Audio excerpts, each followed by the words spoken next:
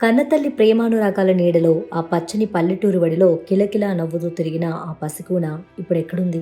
కాకినాడ జిల్లా తుని మండలం దొండవాక గ్రామం సాక్షిగా పసిప్రాయం కూడా దాటని ఆ చిరునవ్వుల మూట గత 12 రోజులుగా కనుచూపు మేరలో లేకుండా పోయింది. జాహ్నవి అనే ఆ అమాయక ప్రాణం అదృశ్యమై ఇన్ని రోజులవుతున్నా పట్టుమంటే 6 కిలోమీటర్లు కూడా లేని ఆ చిన్న పరిసరాలు నేటికి ఒక ఛేదించలేని రహస్యంగానే మిగిలిపోయాయి.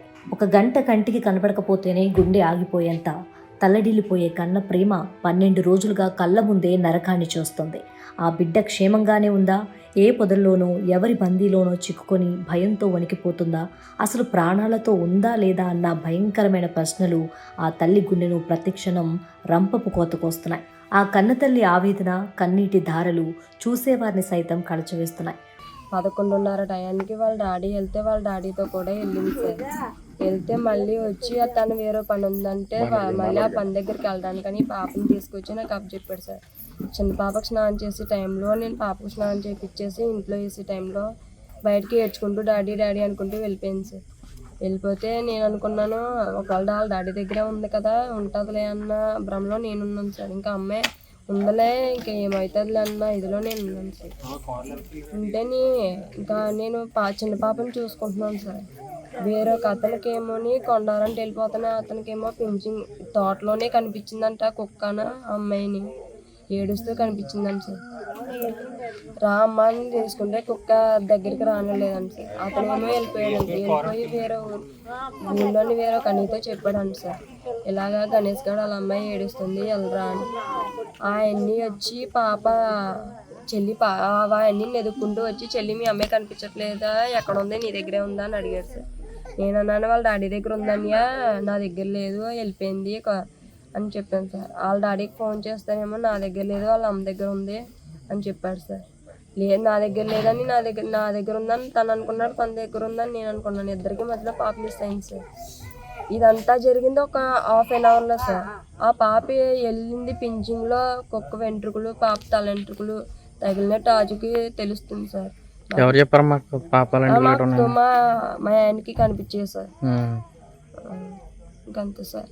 ఇంకా మేము మొత్తం వెంటనే తోట మొత్తం తిరిగేసాం సార్. ఎక్కడ పాప చిన్న అడుగుజాడు కూడా కనిపించలేదు సార్.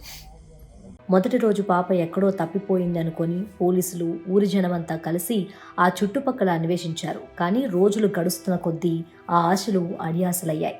అత్యాధునిక డ్రోన్ కెమెరాలు ఆకాశంలో చక్కర్లు కొట్టిన నిఘా నేత్రాలు ఊరంతా కాపలా కాసిన ఆ చిన్నారి జాడ మాత్రం దొరకలేదు. 4వ రోజుకు వచ్చేసరికి పాప అంత చిన్న వయసులో ఒంటరిగా వెళ్లే అవకాశం లేదని, ఇది ఖచ్చితంగా ఎవరో చేసిన ఘాతుకమేనని కన్నవారు కన్నీరు మున్నీరవడంతో పోలీసులు కేసును కిడ్నాప్ కోణంలోకి మార్చి దర్యాప్తు తీవ్రతరం చేశారు. పాప మార్నింగ్ అరౌండ్ 11:50కి మిస్ అయితే రాత్రి 8:30కి సమాచారం వచ్చింది పోలీసులు. రాగానే ఇమీడియట్ గా ANS team, special party and also dog squad వచ్చి సెర్చ్ చేయడం జరిగింది. ఆ తర్వాత నెక్స్ట్ డే నుంచి SDRF కూడా మా సెర్చ్ ఎఫర్ట్స్ లో పాల్గొన్నారు. వాళ్ళతో పాటుగా ఇంకా ఫర్దర్ గా ఇంకా వాస్ట్ గా వాళ్ళ కంపిటెన్సీ అందులో ఉంటుంది కాబట్టి డీటెయిల్ గా సెర్చ్ చేయడానికి NDRF ని అట్లానే ఫారెస్ట్ డిపార్ట్మెంట్ వాళ్ళని కూడా సపోర్ట్ అడగడం జరిగింది. కంటిన్యూస్ గా ఈ 7-8 days పాటు డ్రోన్ సర్వేలెన్స్ తో ఇక్కడున్న టెరైన్ మీరు అందరు చూస్తున్నారు. చుట్టుపక్కల చాలా థిక్ వెజిటేషన్ ఉంది, కొండలు ఉన్నాయి. పాప అంతటి పాప ఇంట్లో నుంచి నడిచి వెళ్ళడం వాళ్ళ తల్లి చూశారు, భవానీ గారు చూశారు. సో నడిచి వెళ్ళిన తర్వాత కంచె దగ్గర వేరే వాళ్ళకి కనిపించింది కూడా పాప, తాతబాబు అనే అతనికి. సో అక్కడ దాకా వచ్చింది కాబట్టి అక్కడి నుంచి బయటికి వెళ్ళి ఉంటుంది అనే ఉద్దేశంతో అన్ని యాంగిల్స్ లోనూ దర్యాప్తు చేయడం జరుగుతుంది. CDRలు పెట్టాము, IPDRలు తీసుకున్నాము, టవర్ డంపులు తీసుకున్నాము, సస్పిషియస్ నెంబర్స్ ఒకటొకటి ఎలిమినేట్ చేస్తున్నాము. అట్లనే ఈ సెర్చ్ ఆపరేషన్ కూడా కంటిన్యూస్ గా జరుగుతుంది. ఫర్దర్ గా కూడా ఇప్పుడే నేను SDRF, NDRF and forest officials తో మాట్లాడటం జరిగింది. అందరూ కూడా ఎఫర్ట్ కంటిన్యూ చేస్తామని చెప్తున్నారు. But as all of you can see terrain చాలా ఒక 10-20 kilometers థిక్ వెజిటేషన్ ఉంది. ఫారెస్ట్ టెరైన్ ఎక్కువ ఉండటం వల్ల ఇది ఇంకా డిలే అవుతుంది. అదర్వైజ్ ఫౌల్ ప్లే యాంగిల్ కూడా మేము ఎలిమినేట్ చేయట్లేదు. ఎవరైనా అక్కడ పాసర్ బై ఎవరైనా తీసుకెళ్లిపోయి ఉంటే పాపను చూసి అనే యాంగిల్లో కూడా ఈ టెక్నికల్ అనాలిసిస్ అంతా జరుగుతుంది. I request media to not circulate misinformation. కొంతమంది మీడియా కొంత మిస్ఇన్ఫర్మేషన్ కూడా స్ప్రెడ్ చేస్తున్నారు. సో దయచేసి అది చెయ్యొద్దు అని కూడా అందరినీ we are appealing from police department. దీంతో పాటుగా ఎవరైనా పాప ఆచూకీ తెలిపిన వాళ్ళకి 1 lakh rupees రివార్డ్ కూడా అనౌన్స్ చేయడం జరిగింది. సో ఈ విషయాన్ని మీడియాలో వైడ్గా సర్క్యులేట్ చేయండి అని it is an appeal from police department. అయితే వారం గడిచినా పాప వేసుకున్న బట్టల ఆనవాళ్లు కూడా లభించకపోవడంతో స్థానిక అటవీ ప్రాంతంలో ఉండే కొండ చిలువ లాంటి క్రూర జంతువులు ఏమైనా దాడి చేశాయన్న భయంకరమైన అనుమానాలు వ్యక్తమై కన్నవారి గుండెల్లో మరింత ఆందోళన నింపాయి. ఇక 10-11 రోజుల్లో జ్యోతిష్యుల మాటలతో పాప దొరుకుతుందన్న ఆశలు రెక్కెత్తడం, పోలీసులు సీన్ రీకన్స్ట్రక్షన్ చేయటం వేగంగా జరిగిపోయాయి. తుని రూరల్లో పోలీస్ స్టేషన్ పరిధిలో సిహెచ్ అగ్రహారం అనే గ్రామంలో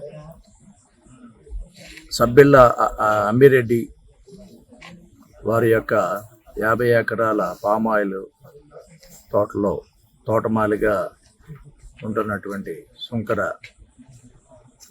చిన్నబ్బాయి వాళ్ళ దంపతులకి పెద్ద కుమార్తె అయిన జ్ఞానేశ్వరి 2 సంవత్సరాల పాప దాన్ని ఆడుకుంటుంటూ తోటలో కనిపించకుండా తప్పడిపోయింది. దానిపై మాకు వచ్చిన సమాచారంతో మేము వెంటనే తుని రోడ్లు సిఏ టౌన్ సిఏ వారి సిబ్బందితో ఇక్కడ సెర్చింగ్ ఆపరేషన్స్ మొదలుపెట్టాం. నిన్న రాత్రి 8 గంటల నుండి అలాగే మా sub division force Kakinada SP Shri Bindu Madhav గారు ఆదేశాల మేరకు dog squad, anti naxalite squad, QRT teams, జిల్లా పోలీసును కూడా మాకు పంపించారు. రాత్రి కంటిన్యూస్గా సెర్చింగ్ ఆపరేషన్ చేశాము. మాతో పాటు forest department, revenue department, fire service వాళ్ళకు కూడా మేము హెల్ప్ తీసుకున్నాము. ఈ సెర్చింగ్ ఆపరేషన్లోని ప్రతి విలేజర్ కూడా మాకు సహకరించారు. వారు కూడా సుమారు 100 విలేజర్స్ వారి యొక్క ఈ టెరైన్ని మాకు చూపించడం, మేము కూడా ప్రతి పాయింట్ చెక్ చేశాం. చివరికి అడవి జంతువులు ఉనికిని కనిపెట్టేందుకు మాంసంతో కూడిన బొమ్మలను అమర్చి కెమెరాలతో నిఘా పెట్టే వినూత్న ప్రయోగాలు కూడా చేశారు. కానీ కాలం కరిగిపోతుందే తప్ప ఆ పసిపాప ఆచూకీ మాత్రం లభించలేదు. హేమాహేమీలైన అధికారులు, వందలాది మంది పోలీస్ సిబ్బంది, సరికొత్త టెక్నాలజీ అంతా కలిసి జల్లెడ పట్టిన ఆ కొద్దిపాటి పరిధిలోని మిస్టరీ తేలకపోవటం అందరినీ విస్మయానికి గురిచేస్తుంది. విధి ఆడుతున్న ఈ వింత నాటకంలో ఎక్కడో ఒక చోట తమ కన్నబిడ్డ క్షేమంగానే ఉంటుందన్న ఒకే ఒక్క నమ్మకంతో ఆ దేవుడిపైనే భారం వేసి కళ్ళల్లో ఒత్తులు వేసుకుని ఎదురు చూస్తున్నారు ఆ దురదృష్టకర తల్లిదండ్రులు. ఆ చంటి బిడ్డ కనిపించకుండా అమ్మాయి పడే ఆవేదన నిజంగా వర్ణనాతీతం.